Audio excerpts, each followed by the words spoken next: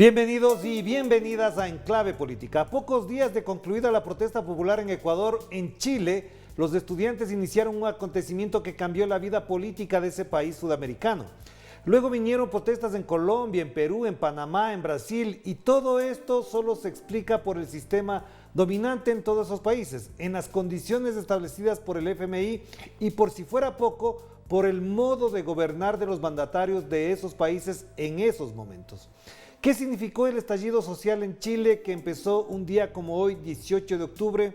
¿Cuál es el aprendizaje histórico de lo ocurrido desde ese día, además del resultado real y concreto que es la redacción de una nueva constitución para dejar atrás la pinochetista que hasta gobiernos denominados democráticos o socialdemócratas avalaron con su aplicación?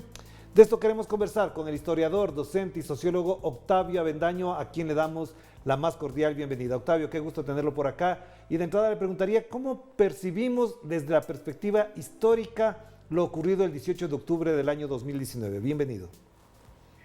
Muchas gracias por la invitación a reflexionar, Orlando, sobre este importante acontecimiento que marca un punto de inflexión en la historia política de nuestro país desde, podríamos decir, desde el momento en que se produce el quiebre de nuestro sistema democrático y la instauración de la dictadura, del modelo neoliberal, del modelo pinochetista que se logra proyectar más allá del inicio del proceso de transición el año 1990. En este sentido, se trata de un momento, de un quiebre, de un momento de inflexión que se va a registrar el día 18 de octubre de hace 2 años, del año 2019, y que desde luego pone en tela de juicio muchas de las tendencias que se habían logrado arraigar desde el punto de vista económico-social, teniendo en cuenta también que el año 2019 estuvo marcado por una serie de movilizaciones que se dieron de parte de diversos actores, de diversos sectores, por las políticas que estaba implementando el actual gobierno, que asume en marzo del año 2018. El estilo de gestión que digamos, impone este gobierno de derecha, encabezado por Sebastián Piñera, por el empresario Sebastián Piñera, genera tensiones, genera malestar. Y esas tensiones y esos malestares se comienzan a manifestar con mucha fuerza desde los inicios del año 2019. Todo el periodo previo al estallido, a la revuelta social de octubre del año 2019, estuvo precedido por estas movilizaciones de los profesores, movilizaciones de los estudiantes, movilizaciones de ciudadanos que protestaban por una serie de medidas que se estaban adoptando o aplicando en nuestro país. Ese cúmulo de tensiones no resueltas que muchas veces se respondieron de manera autoritaria, desembocaron en la revuelta del 18 de octubre, que estuvo precedida por una medida bien concreta, por el alza del precio de la locomoción colectiva, que movilizó inmediatamente a los estudiantes en los primeros días de octubre de ese año, pero esas movilizaciones de los estudiantes paso a paso fueron desembocando en protestas ciudadanas, protestas que muchas veces surgían de manera espontánea, hasta llegar al punto de ebullición que explota o explosiona el día 18 de octubre del año 2019. De manera que hay que tomar en consideración que este punto de inflexión que vamos a vivir como país obedece a situaciones de tipo coyunturales, que están marcadas por el estilo de gestión del actual gobierno, pero también hay cuestiones de carácter estructural de tensiones no resueltas durante, podríamos decir, durante los últimos 15 o 20 años. Se habla de 30 años, pero en realidad son 15 o 20 años de tensiones no resueltas, de ciclos de movilizaciones que muchas veces desembocaban o eran resueltas a través de negociaciones, pero que no lograban responder al problema de fondo. Y el problema de fondo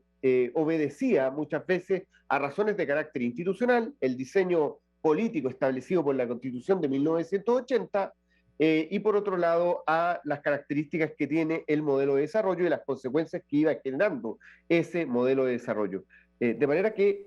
para poder entender la magnitud de lo que va a implicar y se va a proyectar a partir del 18 de octubre del año 2019, tenemos que tener en cuenta estas dos dimensiones. Una dimensión de hechos de carácter coyuntural que mayoritariamente se dan durante el año 2019, que preceden a la revuelta, y por otro lado, factores de carácter estructural. Dentro de los factores de carácter estructural debiéramos mencionar lo que significa el fenómeno de la exclusión social, el aumento de la desigualdad, no obstante la disminución de la pobreza durante los gobiernos socialdemócratas o los gobiernos de la concertación que usted mencionaba previamente o que mencionábamos antes de el inicio de este programa. Por tanto, son Pregunta esas las puntual razones para que podamos conversar sobre la marcha en este tema particularmente. Si estos, digamos, desde 1980 existió una constitución, desde 1973 había una dictadura y a lo largo de todas las últimas décadas prácticamente la ciudadanía chilena, los sectores políticos chilenos en general habían sostenido todo ese andamiaje constitucional, institucional. ¿Por qué ahora esto deviene en una protesta que podría incluso no modificar sustancialmente las estructuras o cree que efectivamente llegó el momento de trastocar esas estructuras, ese modelo que se había sostenido a lo largo desde 1980, por ejemplo, para mencionar cuando se hace real la constitución pinochetista? Ahora, para ser justo, debiéramos decir que hubo avances durante todo el periodo de los gobiernos democráticos. Se intentaron modificar o erradicar aquellos enclaves autoritarios establecidos en la Constitución del 80, pero no fueron suficientes. Hubo importantes reformas a la Constitución de 1980, siendo las más importantes las del año 2005, que logran erradicar los enclaves autoritarios más importantes, pero persisten otros que se proyectan hasta nuestros días, que son enclaves que van a alterar, sobre todo a nivel de la representación política, o bien van a generar una distorsión de la voluntad general, manifestada muchas veces en las urnas o manifestada en la voluntad de los ciudadanos al elegir los gobiernos democráticos, tanto el gobierno central como los gobiernos locales. Por otro lado, también habría que destacar de que hubo intentos por modificar sustantivamente el modelo de desarrollo, sobre todo a nivel de la política social o la dimensión social de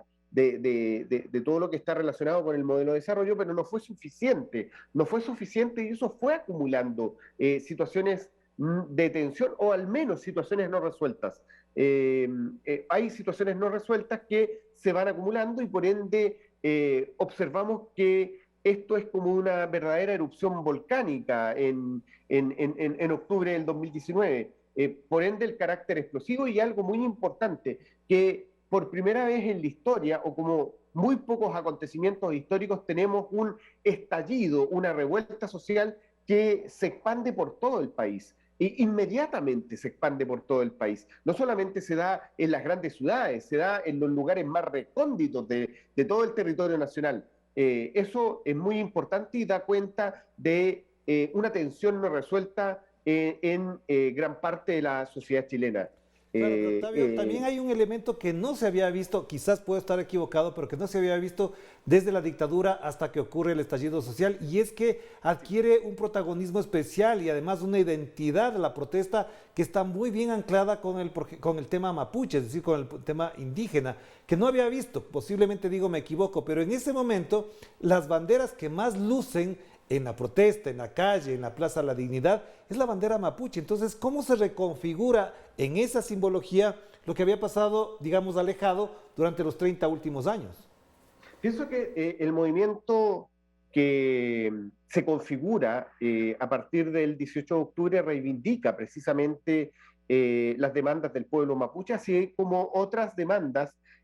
formuladas por diferentes sectores de la sociedad. Por ende, se transforma en un gran movimiento social que trata de establecer una suerte de autonomía respecto de los partidos. Los partidos quedan completamente superados. Vamos a observar de que en diferentes momentos no hay conducción, que muchas veces la ciudadanía actúa de manera espontánea o se apropia de la esfera pública de manera espontánea, no solamente la Plaza de Natividad, como decía anteriormente, estamos hablando de un movimiento que se expande por todo el país, por todas las ciudades del país, incluso por pequeñas ciudades y pequeños pueblos. Vamos a observar movilizaciones, marchas, protestas en todas las localidades del territorio nacional. Entonces, los ciudadanos se comienzan a apropiar de la esfera pública, comienzan a reivindicar las demandas históricas de los pueblos originarios, pero también de aquellos sectores que no habían sido, digamos, escuchados o cuyas demandas no habían sido respondidas de manera adecuada por parte de la autoridad política, por parte de los gobiernos que se sucedieron desde el año 90 en adelante.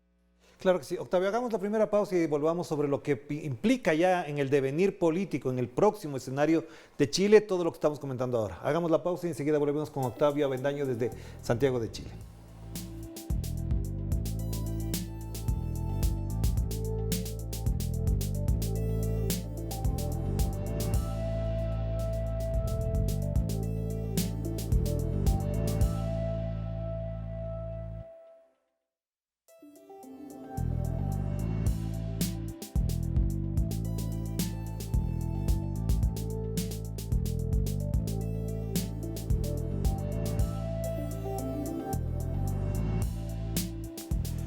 Estamos de vuelta aquí en Enclave Política a través de Telesur, la señal informativa de América Latina. En un 18 de octubre, hace 2 años, efectivamente, incluso Telesur fue la primera cadena internacional que difundió ampliamente lo que ocurría en ese país. Luego se incorporaron a la fuerza de las circunstancias otras cadenas de televisión, pero efectivamente queremos también recordar aquello. Y nos conectamos de nuevo con Octavio Avendaño en Santiago de Chile y le pregunto, Octavio, a propósito de que el día de hoy además empieza la redacción de la nueva Constitución a partir de que la Convención Constitucional, que debería llamarse efectivamente Asamblea Constituyente, que es lo que más se acerca a lo que se propone como tal, esta redacción tiene tropiezos, está facilitada por las circunstancias políticas, o cree que también hay camisas de fuerza que desde el orden institucional impedirían llegar a una transformación de la arquitectura constitucional del Perú.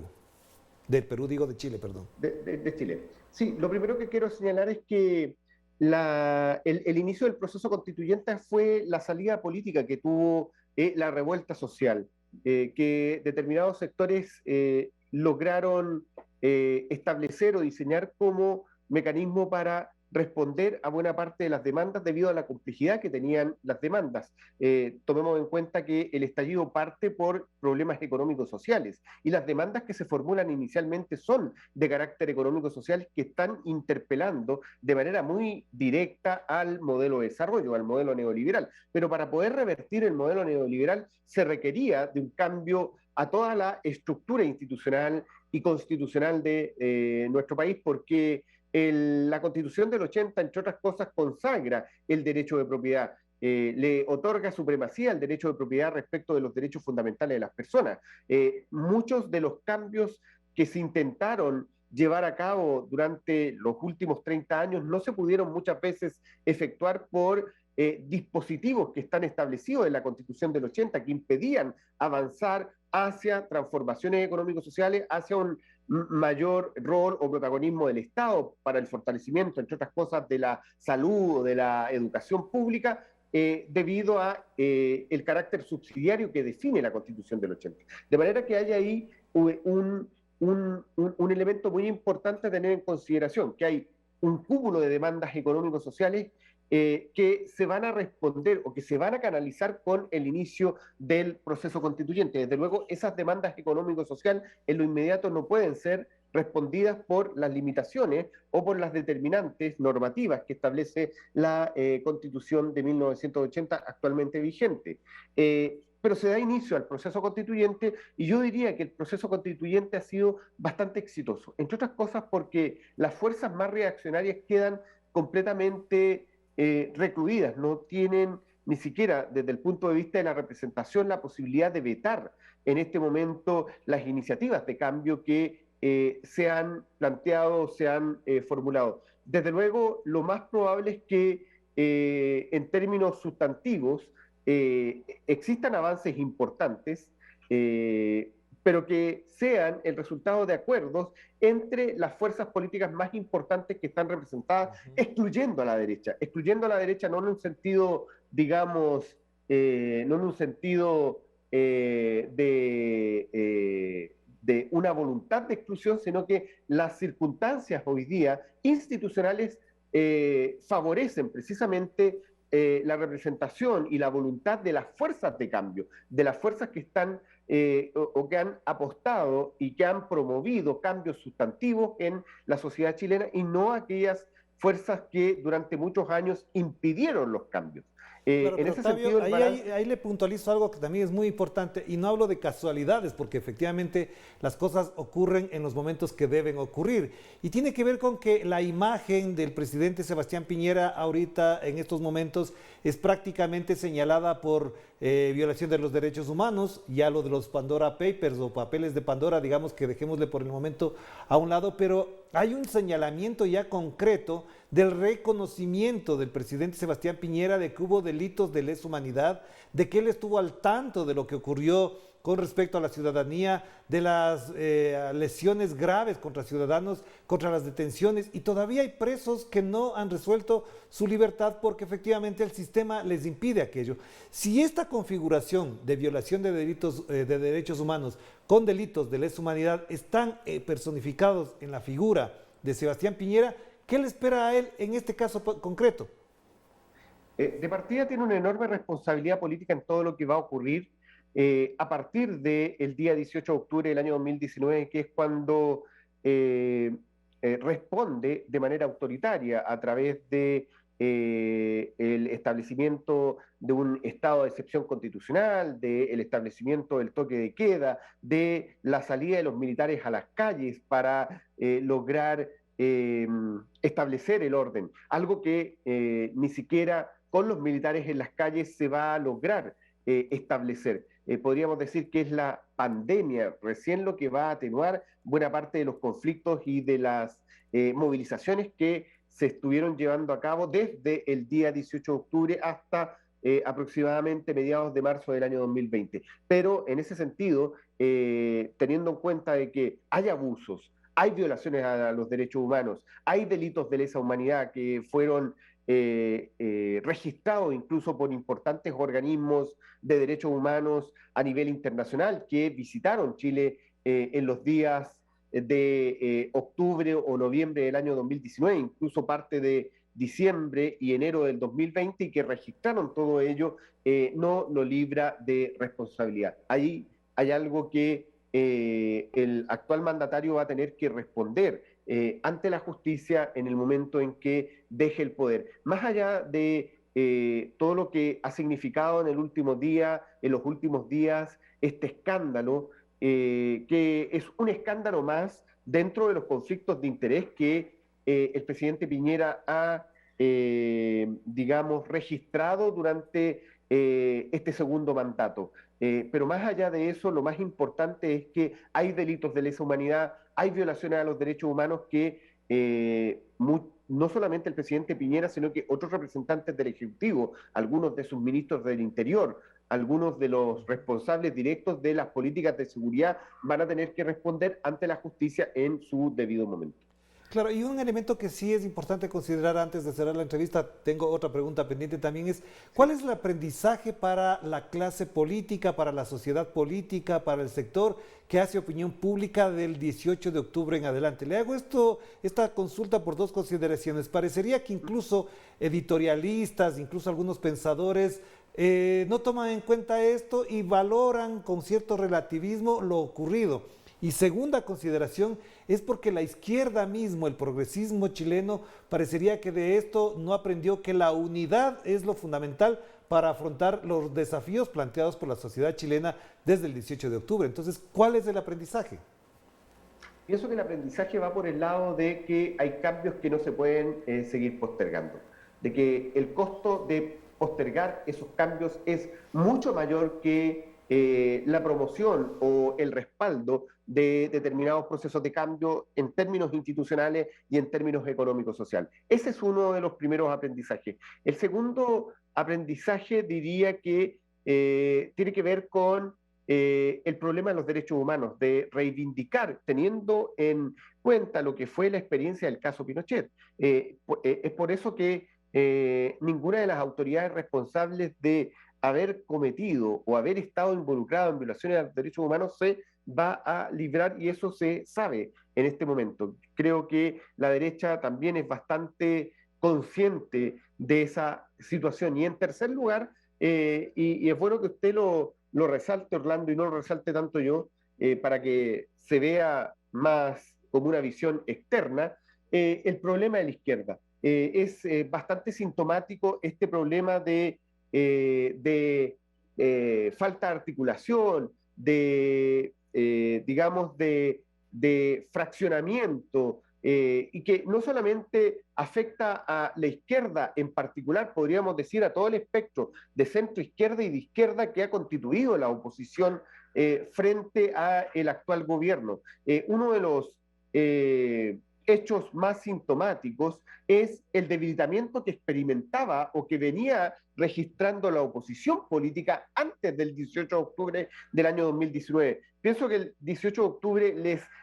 ofrece una oportunidad al mundo de la izquierda y la centroizquierda para reflexionar respecto de la posibilidad de avanzar de manera conjunta o de manera consensuada respecto de temas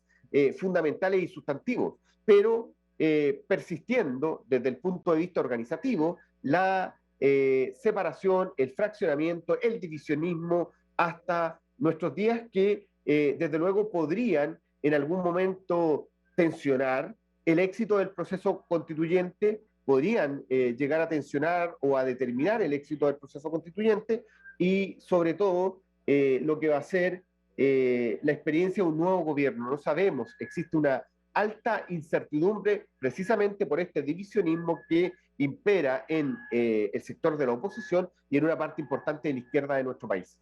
Y una última pregunta, entonces, Octavio, que ya con esto me deja claro otro panorama que es importante analizarlo, digamos, en perspectiva latinoamericana. Y esto lo comparo porque los procesos vividos, experimentados y además tensos en Ecuador, en Bolivia, en Perú, con respecto a la plurinacionalidad y la interculturalidad, tiene ahora, en caso ecuatoriano, retrocesos, es decir, la derecha va acumulando poder para eliminar esta concepción de la interculturalidad y de la plurinacionalidad. ¿Usted cree que efectivamente hay peso suficiente como para que la nueva constitución, en esta perspectiva de la que estamos hablando, añada este elemento fundamental para que los chilenos se parezcan más al Chile que viven, al Chile que fueron y al Chile que quieren que sea? Pienso que hay un cierto consenso bastante generalizado por avanzar hacia un Estado de carácter plurinacional y en lo posible también multicultural, teniendo en consideración que no solamente están o se debe responder a la demanda de los pueblos originarios, sino que también a lo que es el Chile de hoy, que es un Chile diverso, que es un Chile que se ha ido modificando por el tema de la inmigración, que es un Chile que ha avanzado en materia de derechos, reproductivos y de disidencias sexuales y culturales. Y en ese sentido, es necesario en este momento más que nunca responder a toda esa diversidad que, como señalaba anteriormente, no solo es consecuencia de la presencia de los pueblos originarios, sino que de todo el cambio cultural que ha tenido lugar en nuestro país en el transcurso de las últimas décadas.